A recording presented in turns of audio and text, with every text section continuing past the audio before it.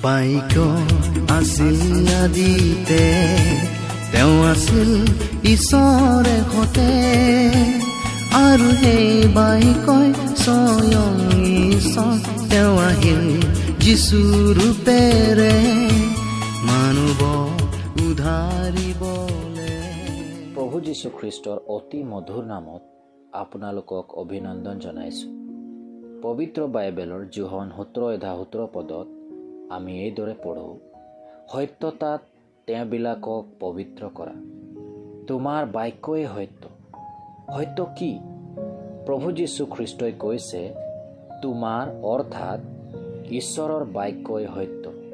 সত্য মানে ঈশ্বৰৰ চিন্তা, ইচ্ছা, চৰিত্ৰ, গুণ, মহিমা, ঐশ্বৰত্ব, ঈশ্বৰৰ স্বপ্ৰকাশেই সত্য। নিজকে ঈশ্বৰে প্ৰকাশ কৰিলে সেইটোৱে সত্য। সেইবাবে ঈশ্বৰেই সত্যৰ আদি, নিৰ্ধাৰক, নিয়ন্ত্ৰক, বিবেচক, সৰ্বশ্ৰেষ্ঠ আৰু সকলো সত্যৰ সত্য বিচাৰকৰ্তা হয়। ঈশ্বৰৰ অবিহনে সত্য নাই, আৰু যিজনে ঈশ্বৰক প্ৰকাশ নকৰে তেওঁ সত্য হ'ব নোৱাৰে। এইকাৰণে পবিত্ৰ বাইবেলত ঈশ্বৰক সত্যৰ ঈশ্বৰ কোৱা হৈছে। প্ৰভু যীশু খ্ৰীষ্টই কৈছে, সত্য ময়েই হওঁ, আৰু এইটো সত্যও, কাৰণ তেওঁতে সত্য আৰু ঐশ্বৰতাৰ পৰিপূৰ্ণতা বাস কৰে।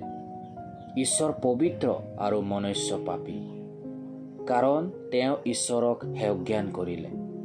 কিন্তু ঈশ্বৰ প্ৰেম হয়, আৰু তেওঁ নিজৰ একমাত্ৰ পুত্ৰক এই জগতলৈ পঠালে, যাতে তেওঁ অনেকৰ পৰিত্ৰাণৰ বাবে নিজকে ক্ৰুচত বলিদান কৰে। যিকোনোৱে যীশু খ্ৰীষ্টত বিশ্বাস কৰে, তেওঁ ঈশ্বৰত বিশ্বাস কৰে আৰু পৰিত্ৰাণ পায়। আপুনিও সত্যৰ যোগেদি অৰ্থাৎ প্ৰভু যীশু খ্ৰীষ্টত বিশ্বাস কৰাৰ যোগেদি পৰিত্ৰাণ পায়। ঈশ্বৰলৈ আমাৰ এই প্ৰাৰ্থনা।